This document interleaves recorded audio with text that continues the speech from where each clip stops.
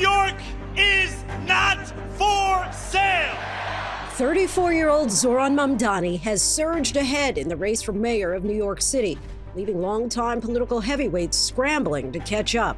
When we launched this campaign 1 year and 3 days ago, we were dismissed as a punchline in the halls of power.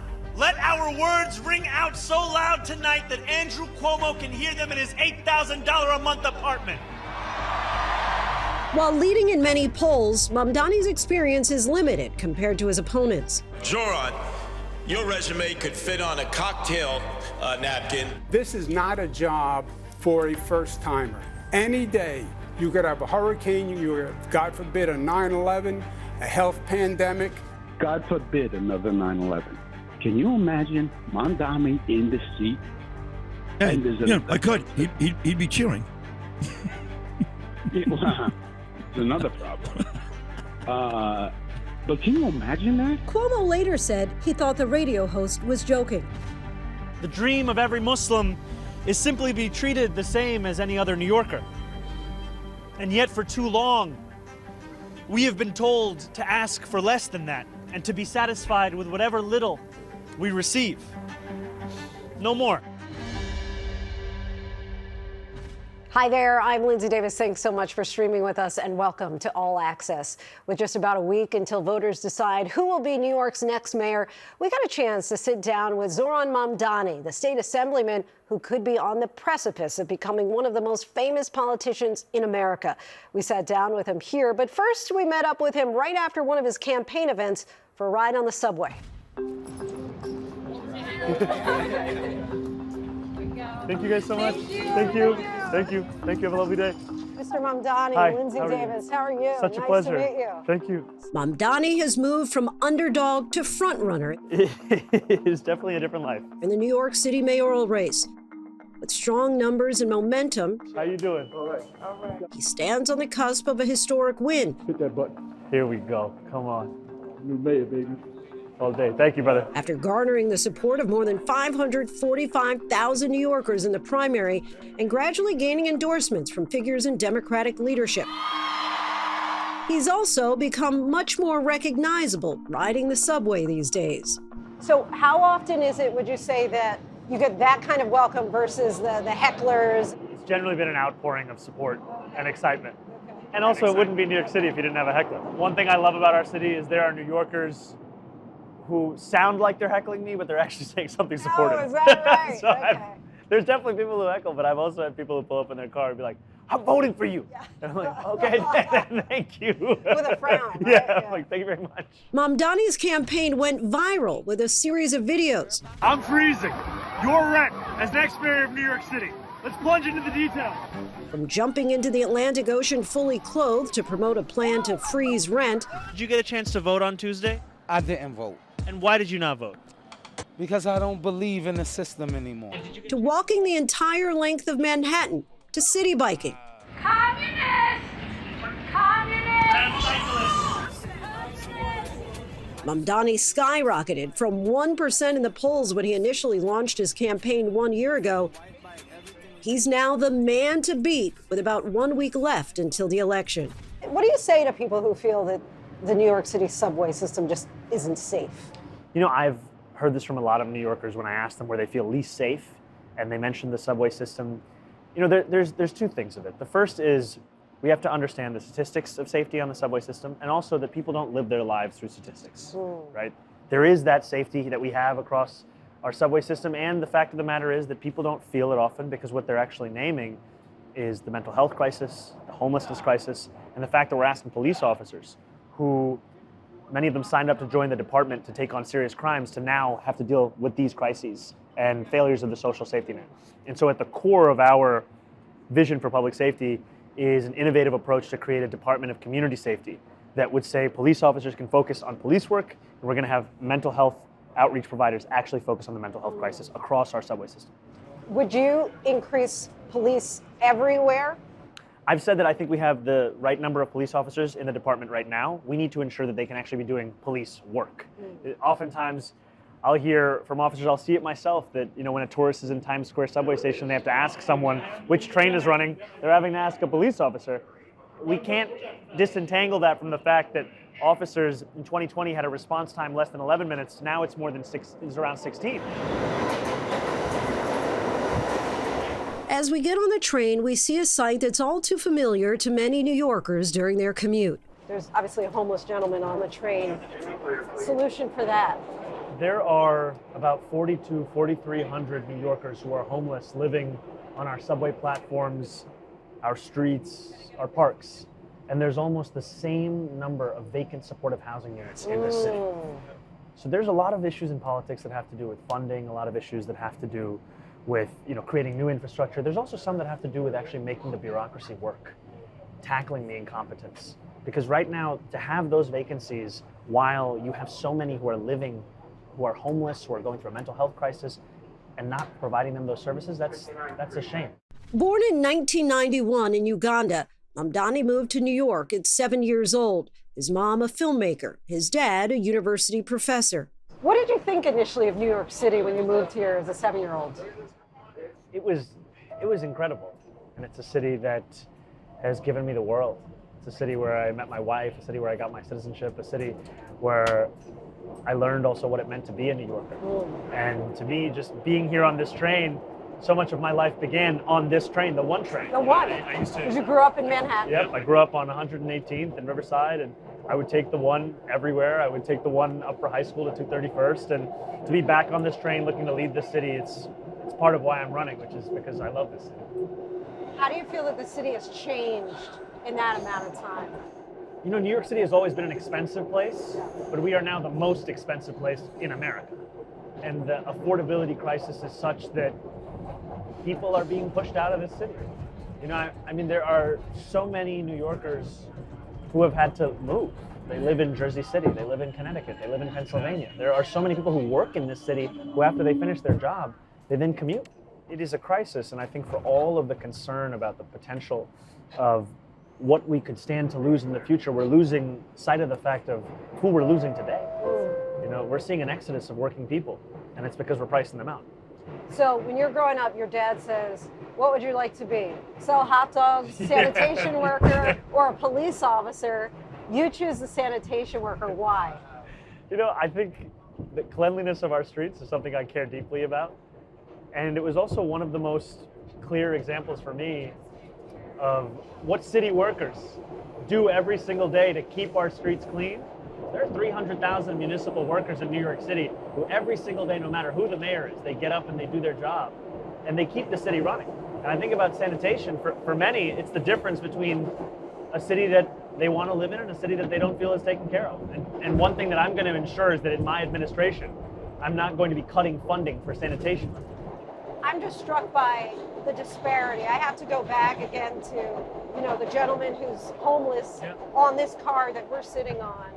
And I was reading a report today that billionaires are flooding their money to try to make sure you don't win, because there's a concern that you're going to increase their taxes, that will be the way that you provide the free bus services, the free childcare, etc. What is the solution? There's such a disparity in this country as we sit here on this subway car. I mean, this is an illustration of the crisis in this city. We are talking about the wealthiest city in the wealthiest country in the history of the world. And 1 in 4 New Yorkers are living in poverty. That man's home are those seats. That is unacceptable.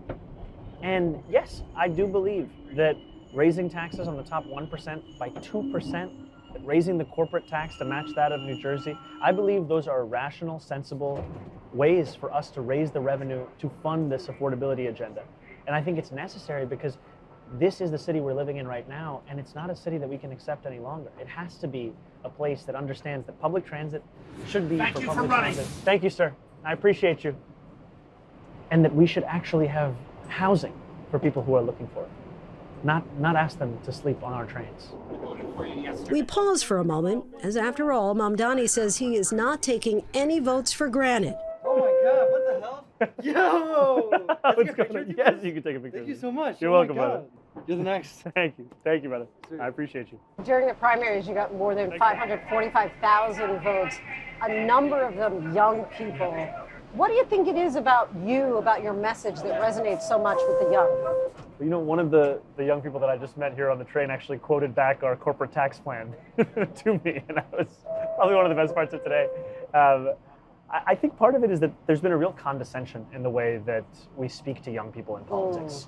And if that's how you speak to people, then they will not give you the time of day that you're looking for. You have to treat people with the respect that they deserve. We talked how you were polling at just 1% in February. Now that you are really the front runner in this race, you had thousands of people at your rally last night. At this moment, are you thinking you are going to be New York City's next mayor? I can't let any confidence become complacency. You know, that is how Andrew Cuomo was thinking with 8 days to go to the primary election, that he was inevitable. And we shattered that inevitability.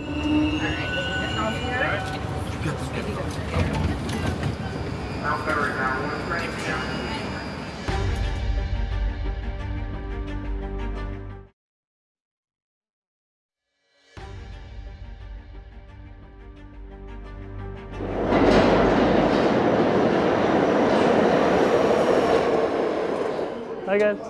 See you, bud. Have a great trip, man. I'll see you. Now above ground, Zohran Mamdani is just as recognizable. How'd you get up here? How you doing, man? How are you? Sorry, I didn't vote for you. Oh, it's all right. I still hope to be your mayor. When you're a little older, I'll vote for you. I'll get older every day. Does he have your vote? No, She didn't. I voted for Cuomo. Yeah. Oh, okay. Still looking to be your All right. mayor, though. Yeah, I mean, I hate Cuomo, but he does great things. What can I say? Are there any times that you can walk a street in New York and be a little incognito at this point? Not really. Yeah.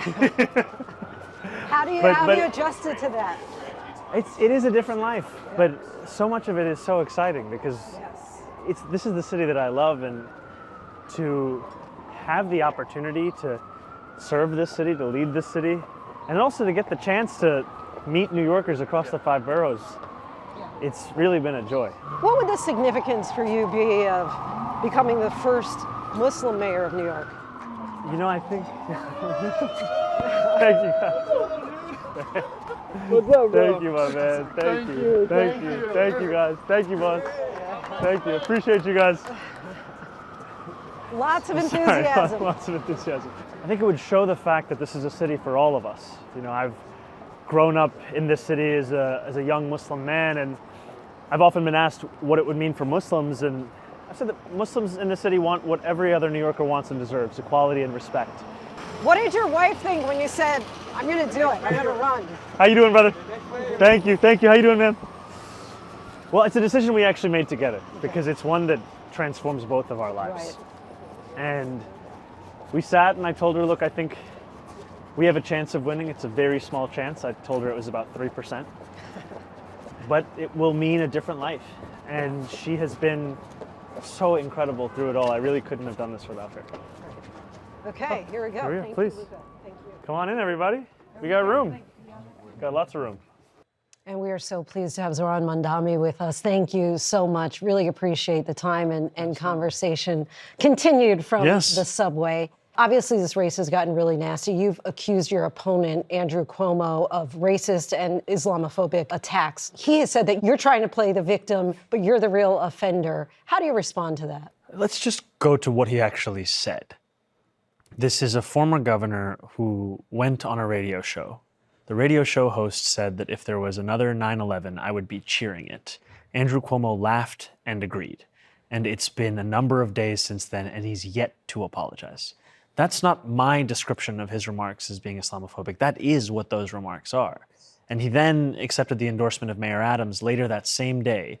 Mayor Adams said he was making that endorsement to stop New York City from becoming Europe, to stop a movement that he described as burning churches in Nigeria from winning this election. That's the rhetoric that the current mayor, the former governor have to offer New Yorkers at a time when New Yorkers should be hearing about plans to make the city more affordable. They're hearing about a vision of this city that doesn't include Muslims, even though there are more than 1 million Muslim New Yorkers who call the city home. On Friday, you became emotional talking about your aunt who, after 9/11, felt uncomfortable in New York, riding the subway, wearing her hijab.